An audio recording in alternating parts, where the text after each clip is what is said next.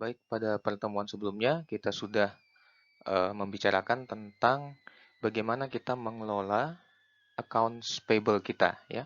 Jadi pada pertemuan sebelumnya kita membahas bagaimana kita treat apabila supplier itu atau vendor itu menawarkan cash discount. Dan pada saat kita sebagai customer mendapat penawaran cash discount dari vendor atau supplier, kita harus menghitung yang namanya cost of giving up a cash discount. Jadi, dengan mengetahui berapa cost of giving up a cash discount, kita bisa membandingkan antara berapa yang harus kita korbankan kalau kita giving up itu cash discount dan berapa interest rate yang harus kita bayar kalau misalnya kita ambil diskon tersebut. Nah, sekarang kita akan mencoba cara yang lain ya, yaitu stretching accounts payable, di mana kita mencoba untuk menunda pembayaran accounts payable itu tanpa merusak kredit rating dari perusahaan. Mari kita lihat contohnya di sini ya. Lawrence Industry ingin memperpanjang credit terms-nya ya. Tadinya credit terms-nya adalah 2/10 net 30 end of month ya. Jadi kalau kita lihat di sini ada tawaran cash discount 2% kalau dibayar dalam waktu 10 hari dan jangka waktu pembayarannya adalah 30 hari. Jadi kalau kita hitung cost of giving up cash discount-nya, maka cost of giving up cash discount ini kalau dipakai approximation-nya itu sebesar 36,5%.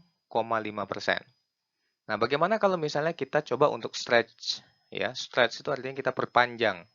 Kita perpanjang accounts payable-nya. Jadi dari 30 hari kita perpanjang jadi 70 hari tanpa merusak kredit ratingnya.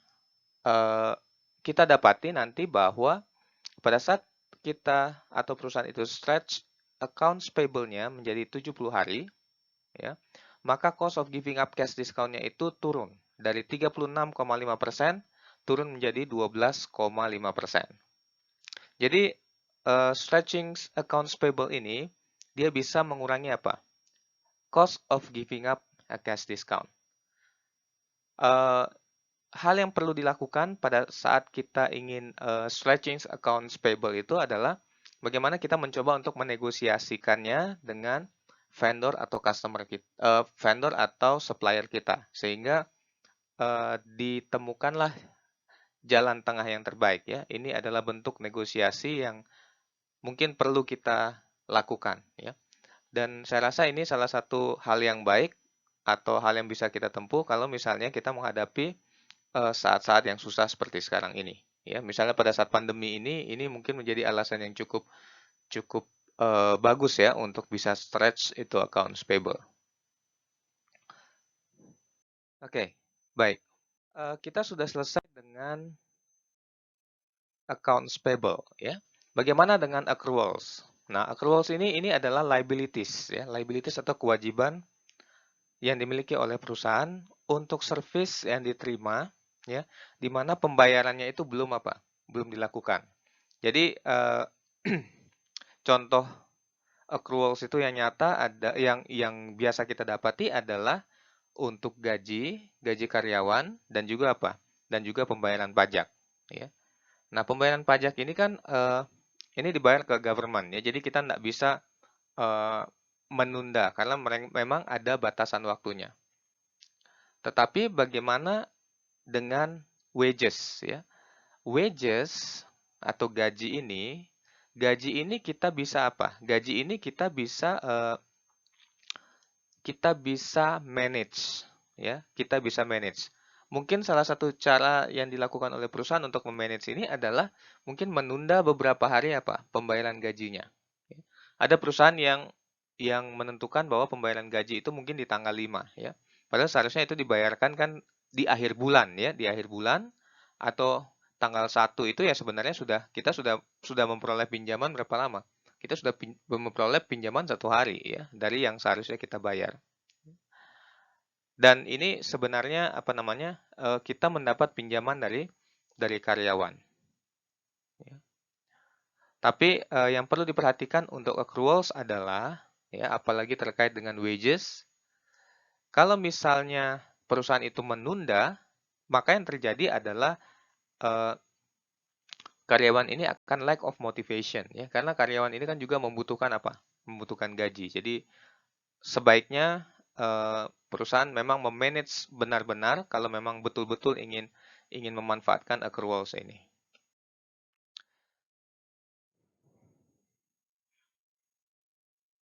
Oke, jadi ini adalah contoh ya. Ini adalah contoh bagaimana memanfaatkan accruals ya.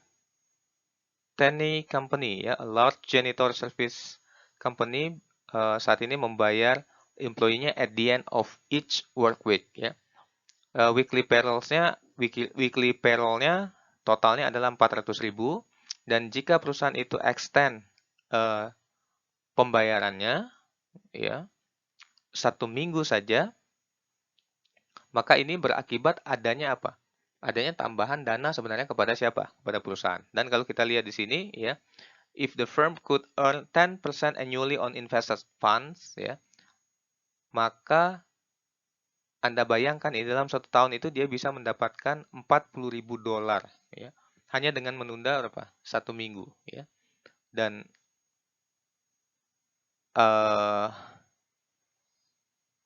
hal yang perlu kita perhatikan adalah salah satu di sini adalah oke, ini adalah cara yang bisa digunakan ya, bicara yang bisa ditempuh supaya bisa mendapatkan tambahan return, tetapi kita perlu perhatikan kode etiknya juga ya. Kenapa? Karena seringkali ada masalah di sini ya, banyak sekali masalah yang terjadi ya. Banyak sekali masalah yang terjadi dan yang dikorbankan itu adalah karyawan ya. Oke. Kita lihat yang berikutnya ya. Kita sudah bahas tentang accounts payable dan juga kita sudah bahas tentang accruals.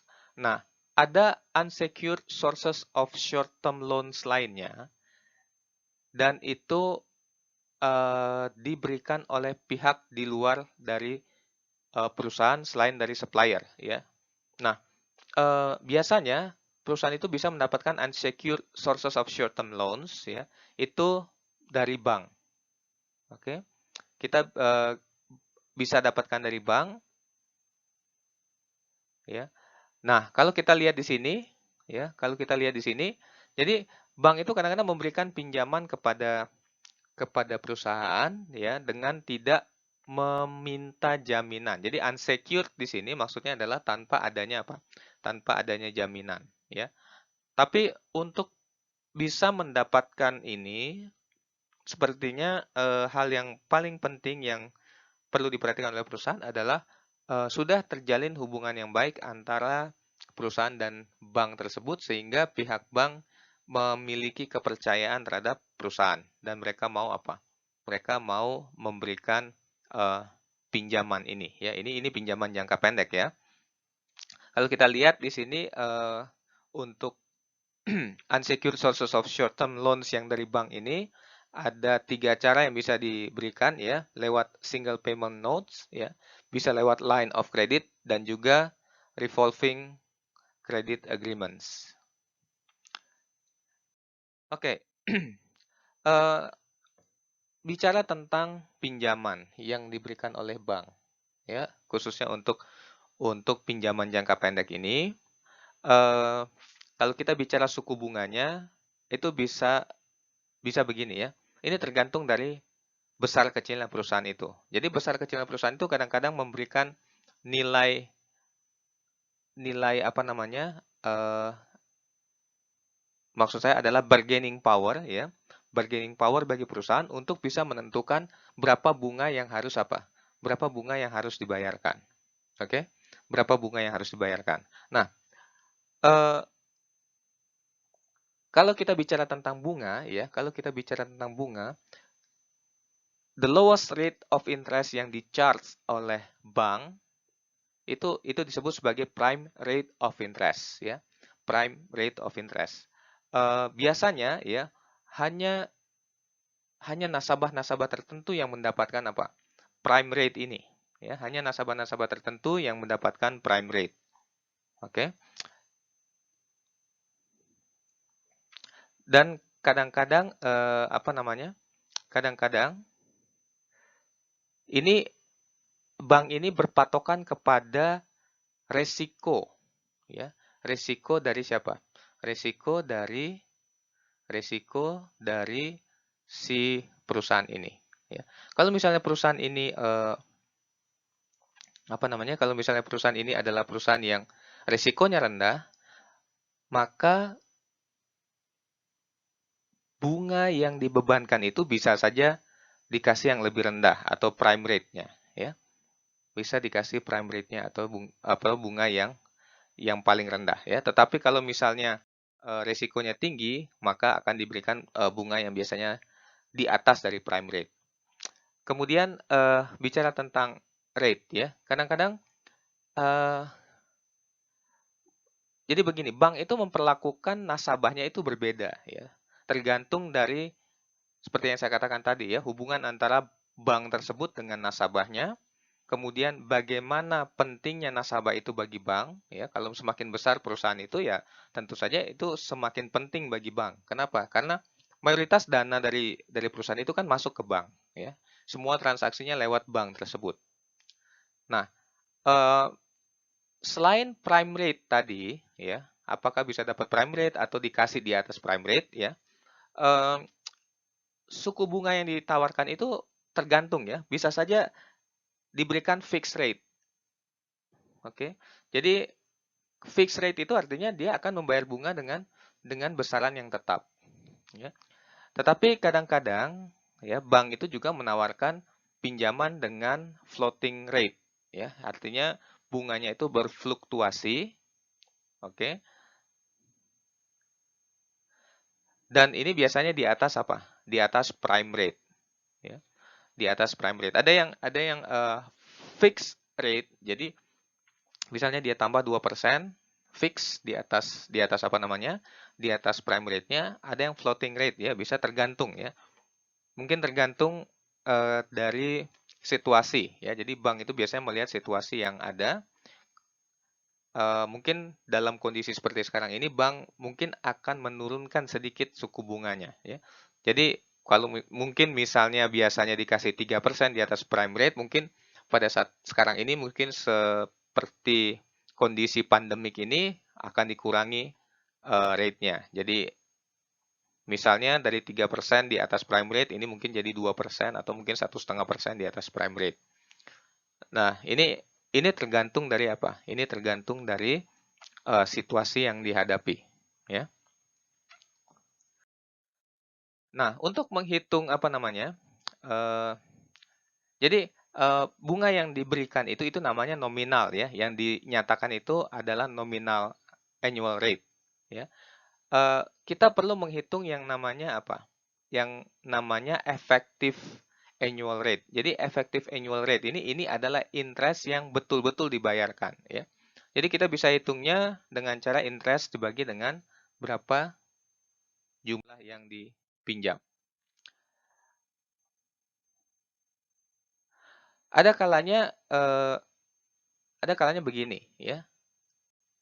Ada kalanya interest itu dibayarkan di muka. Jadi interest itu tidak dibayarkan pada saat pelunasan, tetapi dipotong di muka. Kenapa? Mungkin pihak bank melihat ini cukup berisiko, ya, cukup berisiko, atau mungkin kondisi atau situasinya itu dalam kondisi tertentu yang menyebabkan bank meminta untuk eh, memberikan discount loans. Jadi apa yang dilakukan oleh bank adalah bank itu memberikan pinjaman, ya, tetapi misalnya pinjamannya misalnya 1 miliar, ya. Nah, yang diberikan adalah misalnya hanya 900 juta. 100 jutanya itu mungkin bunganya, ya, itu bunganya.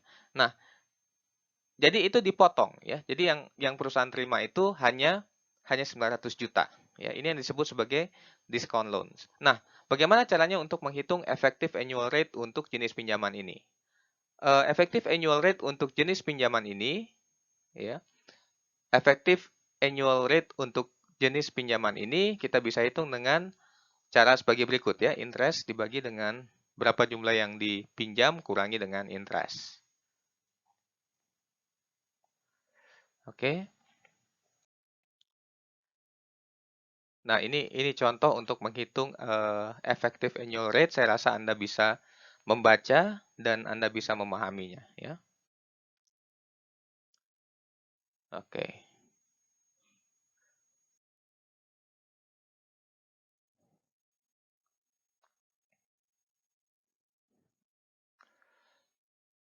Kita akan bicara sekarang tentang single payment note, ya.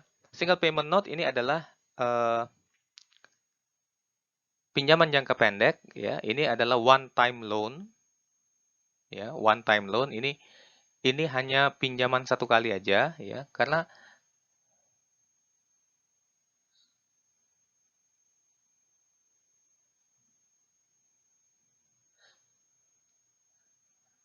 kadang-kadang apa namanya? Karena kadang-kadang eh apa namanya?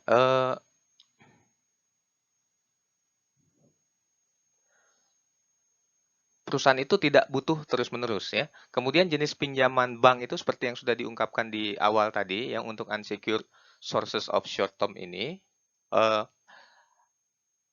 itu bisa hanya satu kali saja dibutuhkan oleh perusahaan, tetapi bisa dilakukan berkali-kali, ya. Bisa dilakukan berkali-kali. Oke. Oke, biasanya untuk short term note ini, dia punya maturity-nya atau jatuh temponya itu antara 30 sampai 9 bulan, ya. 30 hari maksud saya, sampai 9 bulan, atau mungkin maksimal adalah 1 tahun. Karena ini adalah short term loans, ya. Ini short term loans.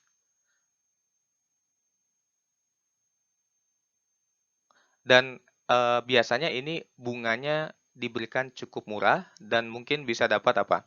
Prime rate of interest, ya.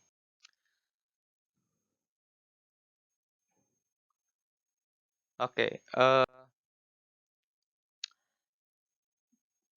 Anda bisa baca sendiri contohnya, karena ini contohnya ini adalah menghitung apa namanya? Ini menghitung bagaimana menghitung effective annual rate-nya, ya. Saya akan menjelaskan tentang jenis-jenis pinjaman apa saja yang apa namanya? Yang bisa diberikan oleh bank, ya. Kemudian next, ya, line of credit. Nah, line of credit ini tidak seperti single note tadi, ya. Single note itu kan pinjaman yang hanya diberikan satu kali aja, ya. Line of credit ini adalah perjanjian antara bank dan perusahaan, di mana perusahaan ini bisa mendapatkan pinjaman itu berkali-kali, ya. Jadi berkali-kali sesuai dengan kebutuhan dari perusahaan tersebut. Oke, biasanya ini ada plafonnya, ya. Jadi ada plafonnya. Jadi perusahaan itu bisa bisa meminjam, ya, ambil dana dari bank lebih dari satu kali, ya. Tetapi dia tidak bisa lewat dari plafon yang sudah ditetapkan. Plafon yang sudah ditetapkan itu artinya batasan yang sudah ditetapkan, ya. Batasan yang sudah ditetapkan. Nah, plafon ini, ya, biasanya ditetapkan tergantung dari eh, kriteria yang bank sudah berlakukan, ya. Ada kriteria tertentu, dan ini biasanya juga tidak diberikan kepada sembarang apa? Sembarang nasabah perusahaan, ya. Jadi bank ini juga pasti akan memilih perusahaan-perusahaan yang memiliki hubungan yang baik dan bisa memberikan apa? Bisa memberikan atau mampu untuk mengembalikan pinjamannya, ya. Eh, saya pernah pada saat saya bekerja dulu, ya, saya pernah melihat hal seperti ini, ya. Ini adalah hal yang lumrah, ya. Ini adalah hal yang lumrah yang diberikan oleh bank. Jadi sistem pinjamannya itu adalah pada saat perusahaan itu kekurangan dana, ya, perusahaan itu akan pinjam dana, akan tarik dana dari eh, dari bank, ya. Contohnya begini. Nah, eh, perusahaan itu apa namanya? Perusahaan itu kan dikasih limit pinjaman, ya. Jadi ini ada account khusus, ya. Ada account khusus, misalnya eh, account ini dikasih pinjaman sampai 100 juta misalnya, ya. Sampai 100 juta. Nah, suatu hari perusahaan saya ini karena dia banyak melakukan pembayaran kepada vendor, maka saldo kas bank itu, saldo bank itu adalah 0, ya. Kemudian dia perlu melakukan apa? Pinjaman apa namanya? Perlu melakukan pembayaran kepada supplier. Nah, pinjaman ini dilakukan oleh perusahaan kami, ya. Dilakukan oleh perusahaan kami. Jadi pada saat diperlukan, ya, meskipun saldonya 0, tetapi dia bisa melakukan pembayaran, ya. Jadi misalnya dia melakukan pembayaran 10 juta, berarti dia saldonya akan negatif 10 juta, itu artinya ada pinjaman 10 juta, dan yang dilakukan oleh perusahaan adalah pada saat perusahaan itu menerima uang, maka itu akan langsung disetorkan ke pihak bank. Dan ini akan langsung apa? Akan langsung mengurangi apa? Pinjamannya, ya. Memang ada jatuh temponya, ya, ada jatuh temponya, tetapi biasanya pada saat itu perusahaan kami itu pada saat ada cash masuk yang disetorkan ke bank itu otomatis akan mengkoreksi balance-nya. Oke.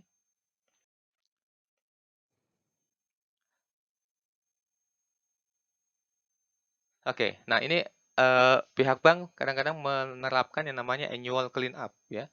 Ini adalah requirement atau persyaratan, ya, di mana ada beberapa hari perusahaan itu harus apa namanya, tidak memiliki pinjaman, ya. Ada zero loan balance, ya, untuk beberapa hari. Ini annual clean up, ya. Oke. Dan biasanya ini unsecured sources of short-term loans ini digunakan untuk apa?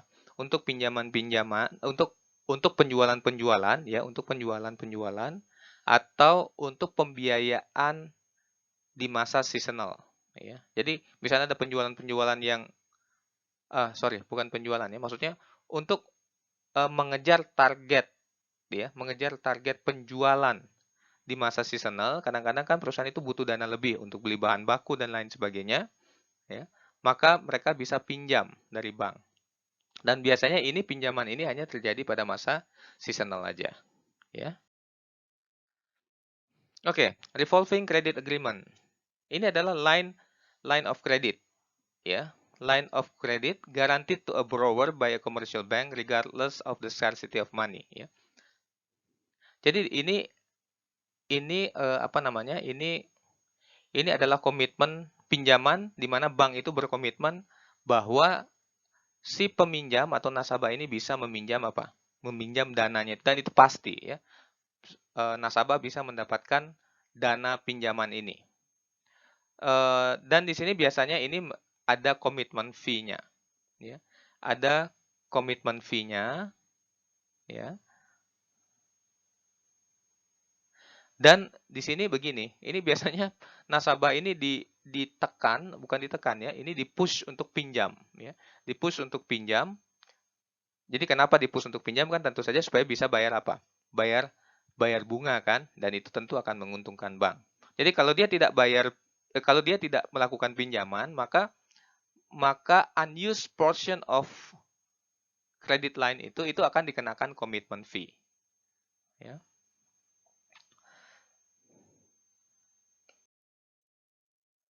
Oke.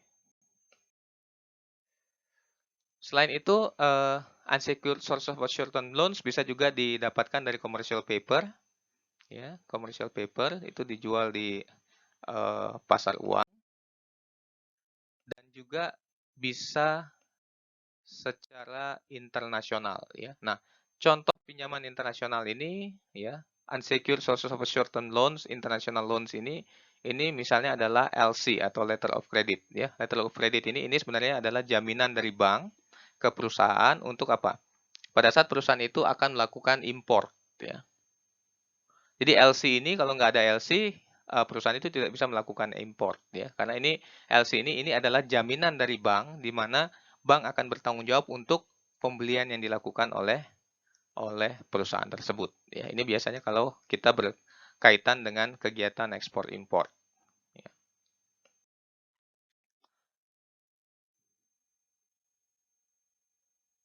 Oke, kita sudah selesai membahas tentang unsecured sources of short-term loans, ya.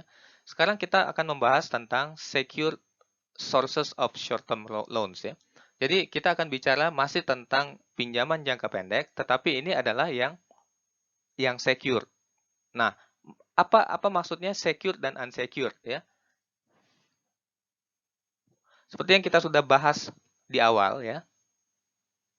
Kenapa dikatakan unsecured? Unsecured itu artinya tidak ada apa? Tidak ada jaminan sama sekali, tidak ada kolateral yang diberikan oleh siapa?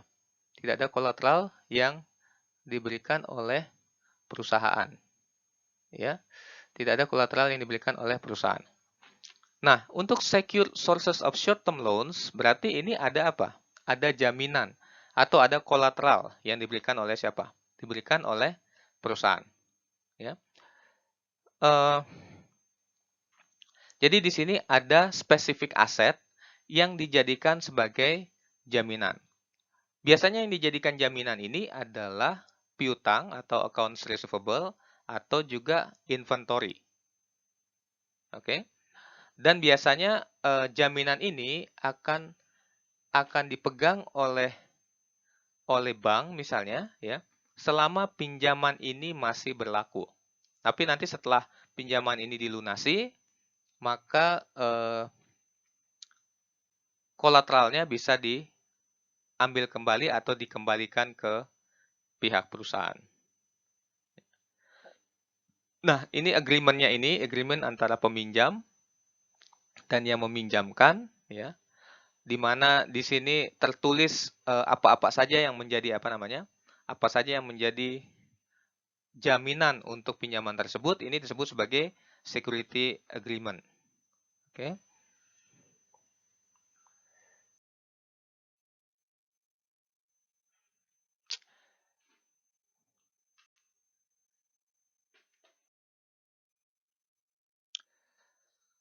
Oke, kita bicara lebih dulu tentang ini ya. Kita bicara lebih dulu tentang pinjaman jangka pendek dengan menggunakan accounts receivable sebagai kolateral. Ya. Ini dikenal sebagai ada dua istilah ya. Ada yang namanya pledging accounts receivable dan juga factoring accounts receivable. Ya. Apa bedanya antara pledging account receivable dan factoring accounts receivable? Nah, pledging account receivable ya, atau a pledge of accounts receivable ini adalah menggunakan account receivable sebagai jaminan ya untuk mendapatkan apa? Pinjaman jangka pendek ya. Sedangkan kalau factoring account receivable ini adalah penjualan dari account receivable itu at a discount ya. Jadi ini dijual ya. Jadi bisa saja ini dijaminkan atau ini dijual. Account receivable ini dijual. Biasanya account receivable ini dijual at discount ya. Account receivable ini dijual at discount. Kalau kita lihat ya, kan misalnya ya begini. Account receivable ini dijadikan jaminan ya. Ini dijadikan jaminan biasanya ya. Kemudian kalau ini dijadikan sebagai jaminan, berarti perusahaan ini terikat untuk bayar. Tapi kalau di factoring ini account receivable-nya dijual. Nah, perusahaan yang membeli account receivable ini, ya, ini yang disebut sebagai factor, ya. Factor, ini disebut sebagai factor, dan factor ini biasanya mendapatkan keuntungan dari diskon yang didapatkan pada saat membeli account receivable tersebut. Dan biasanya diskonnya cukup besar ya. Kenapa? Karena kita tahu account receivable itu kan ada resikonya. Ada resiko tidak tertagih. Jadi pada saat account receivable ini tidak tertagih, ya. Nah, ini sudah termasuk dalam diskon yang diambil oleh factor ini. Jadi diskonnya ini cukup besar, di mana ini sudah mencakup risiko apa? Risiko account receivable ini tidak tertagih. Ya.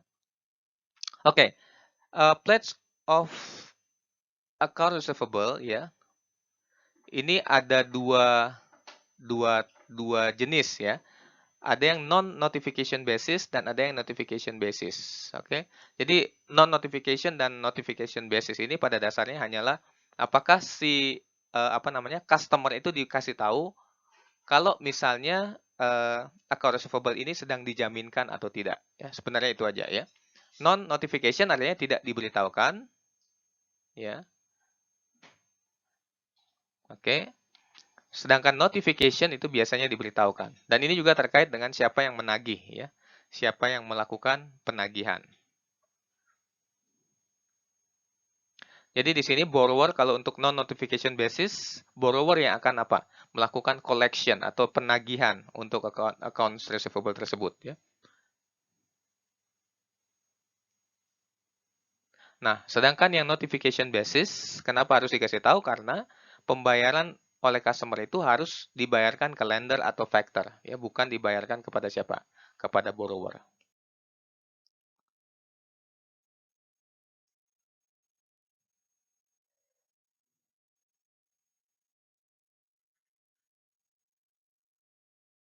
Nah, untuk yang factoring, ya, untuk factoring seperti yang saya katakan tadi, ini biasanya factor atau perusahaan yang membeli accounts receivable ini biasanya apa? Biasanya sudah memahami resiko yang ada sehingga mereka menerima apa namanya? Menerima semua resiko yang akan terjadi nanti. Jadi tidak ada klaim kepada perusahaan nantinya, tetapi seperti yang saya jelaskan sebelumnya, factor ini akan meminta apa? Diskon yang besar. Kenapa? Karena di dalam diskon itu sudah termasuk resiko yang apa? Resiko yang terjadi, ya. Oke, bagaimana dengan inventory, ya? Nah, inventory ini juga adalah apa? Inventory ini juga adalah salah satu bentuk jaminan yang bisa dijaminkan oleh perusahaan kepada siapa? Kepada peminjam, ya. Eh, kita tahu biasanya perusahaan itu memiliki jumlah inventory yang besar, ya. Perusahaan itu memiliki jumlah inventory yang besar, sehingga ini sama seperti piutang tadi atau account receivable tadi, ini bisa dijadikan sebagai jaminan, ya. Dan ini tentu saja inventory yang bisa dijaminkan adalah inventory yang memiliki apa? Yang memiliki harga yang baik, ya. Oke. Nah, jaminan ini juga perlu diperhatikan, ya. Eh, biasanya kita betul-betul atau perusahaan itu betul-betul akan memperhatikan inventory. Tidak seperti account receivable yang mungkin lebih mudah untuk di-manage, ya. Kalau kita melihat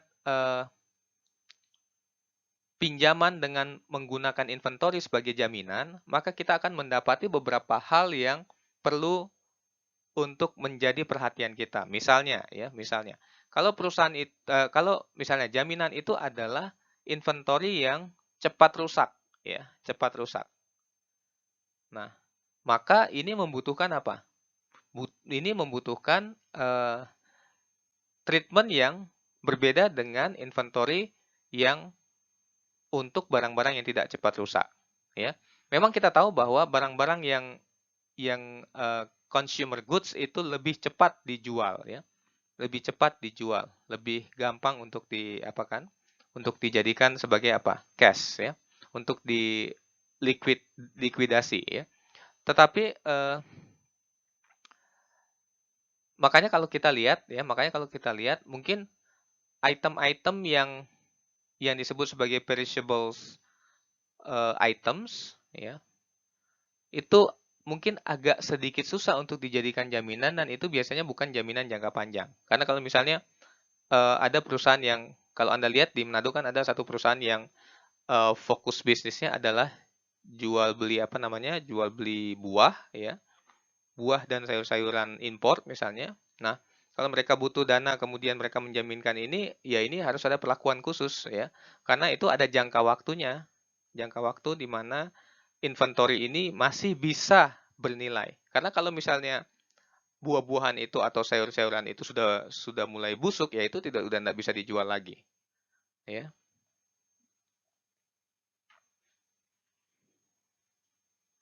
Tapi masalahnya kalau misalnya jaminan inventory itu adalah yang disebut sebagai specialized items, ya. Nah ini susah juga. Kenapa? Karena kadang untuk menjualnya juga susah, ya. Makanya kadang-kadang inventory yang dijadikan jaminan itu adalah inventory yang mudah untuk dijual, ya.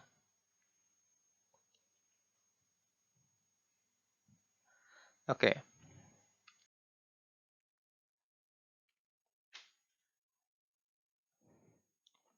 floating inventory lien ya. Ini adalah short term loans ya, dengan menjaminkan inventory. Nah, kalau floating inventory lien ini adalah pinjaman dengan menjaminkan inventory di mana lender ini ya, lender ini dia bisa menyita ya inventory yang dimiliki oleh peminjam ini secara umum. Artinya kalau dia bisa memilih ya, dia bisa memilih inventory mana yang dia akan apa? Akan ambil ya. Jadi ada lebih dari satu macam inventory yang dijaminkan. Oke. Nah, biasanya pinjaman dengan jaminan inventory seperti ini kan karena jujur aja apa namanya? Si lender itu kan tidak terlalu memahami ya. Karena misalnya jenis inventory yang dimiliki oleh si borrower ini banyak ya. Kemudian ini dijaminkan semua, ya ini dijaminkan semua. Kadang-kadang ini kan susah bagi siapa? Susah bagi si lender ini untuk menentukan mana inventory yang paling baik untuk dijadikan apa? Apa namanya? Kolateralnya atau jaminannya. Nah, yang dilihat di sini ya, justru si lender ini ya, dia akan memberikan pinjaman dengan harga atau tingkat suku bunga yang lebih tinggi. Biasanya dilakukan hal yang demikian. Ya. Kalau trust receipt inventory loan, oke, biasanya ini si peminjam ini akan menjaminkan inventory yang relatif apa? Relatif mahal. Ya. Relatif mahal, di mana ini tentu saja ini akan jadi apa? Ini akan jadi jaminan yang cukup baik bagi siapa? Cukup baik bagi lender. Ya.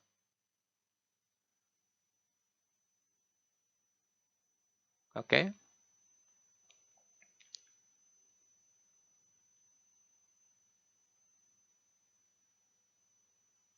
Dan biasanya ini cukup tinggi ya, karena cukup tinggi.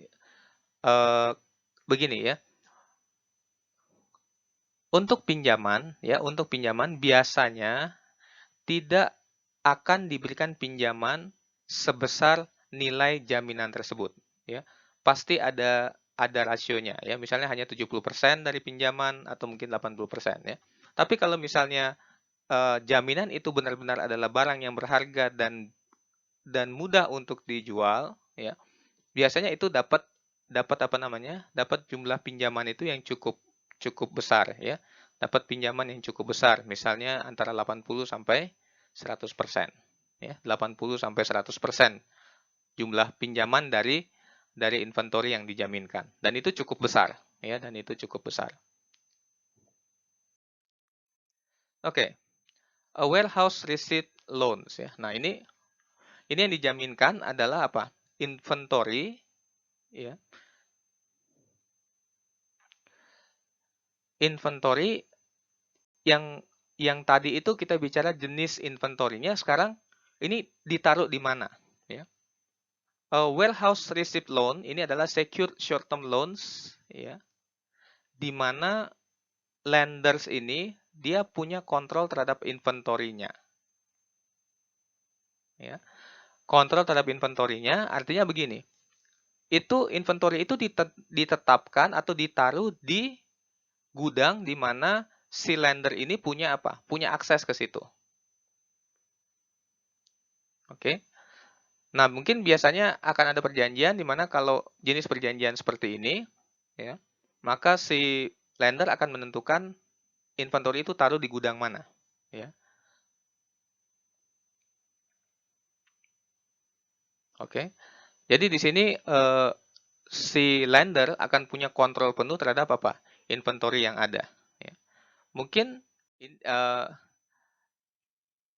ini akan sangat baik ya, sangat baik. Kenapa? Karena tentu saja ini akan meningkatkan apa? Meningkatkan tingkat kepercayaan dari si lender kepada borrower ya. Dan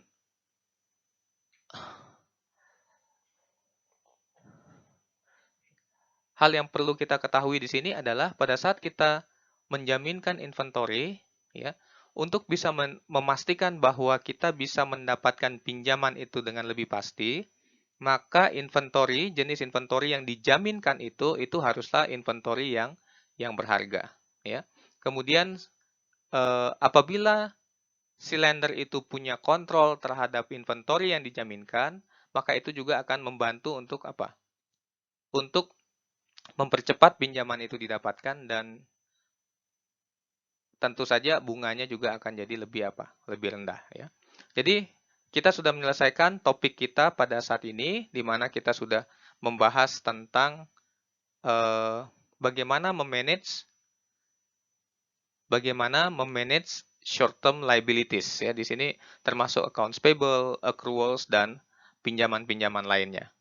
Dan saya harapkan pembahasan ini bisa Anda pahami, ya, dan mungkin Anda bisa mulai start untuk mempelajari textbook Anda untuk ujian yang akan kita hadapi pada awal Mei nanti, ya. Jadi untuk next meeting, kita akan melakukan beberapa latihan, ya. Latihan yang pertama adalah kita akan latihan untuk topik ini, ya, untuk chapter 16 ini. Kemudian pertemuan berikutnya kita akan melakukan review terhadap terhadap topik-topik yang akan diujikan di ujian final nanti. Jadi kita sudah ujian untuk chapter 9, 10, 11, 12. Oke. Kemudian kita akan masuk di 13, 14, 15, 16 untuk ujian finalnya, ya. Jadi untuk final kita akan yang diujikan adalah chapter 13, 14, 15, dan 16. Jadi next meeting saya akan berikan latihan untuk topik ini. Kemudian, jadi kita sekarang ini masih punya kurang lebih, tidak termasuk hari ini, ya, 1, 2, 3 kali pertemuan lagi, ya. Next meeting saya akan berikan latihan untuk topik ini. Kemudian untuk 2 pertemuan sisanya kita akan review untuk chapter 13, 14, dan 15, 16. Dan kita akan bicarakan tentang ujian final test kita nanti di minggu terakhir April, ya. Kita akan bicarakan di minggu terakhir April. Oke. Kemudian ada titipan pesan dari bagian keuangan. Balance untuk bulan ini adalah zero balance, ya. Jadi diharapkan kewajiban Anda sudah zero balance pada bulan ini karena bulan depan atau awal bulan depan kita akan menghadapi final test. Saya ingin Anda memperhatikan hal ini, ya. Saya ingin Anda memperhatikan hal ini. Mohon diberitahukan kepada orang tua atau wali Anda untuk bisa menyelesaikan kewajibannya pada semester ini, tidak melewati dari bulan depan, ya. Tidak melewati dari bulan ini. Karena bulan ini yang diharapkan sudah zero balance semua. Kalau misalnya ada hal-hal penting yang perlu untuk didiskusikan, mungkin Anda bisa menghubungi kantor keuangan. Dan kalau misalnya ada masalah, ya, misalnya Anda sudah melakukan pembayaran, kemudian masih ada nama di situ, ya, maka Anda bisa menghubungi kantor keuangan. Khususnya kepada Mem Vivi Tuuk, ya. Mem Vivi Tuuk, nomornya adalah 0819 190 73 131, ya. Jadi kalau Anda mau tanya tentang pengirimannya, berapa balance yang tersisa, ya. Kemudian kalau Anda juga ingin mengirimkan bukti bayar juga tolong dikirimkan ke Mem Vivi Tuuk, ya. Nomor teleponnya adalah 0819 190 73131. Oke. Dan jam kerja adalah jam 8.30 sampai jam 5 sore. Oke, mudah-mudahan kita semua bisa menyelesaikan semester ini dengan baik. Demikianlah materi yang bisa disampaikan pada hari ini, ya. Jadi kita sudah menyelesaikan chapter 16 dan mudah-mudahan ini dapat berguna bagi Anda, ya. Baik, terima kasih. Sampai ketemu lagi next meeting.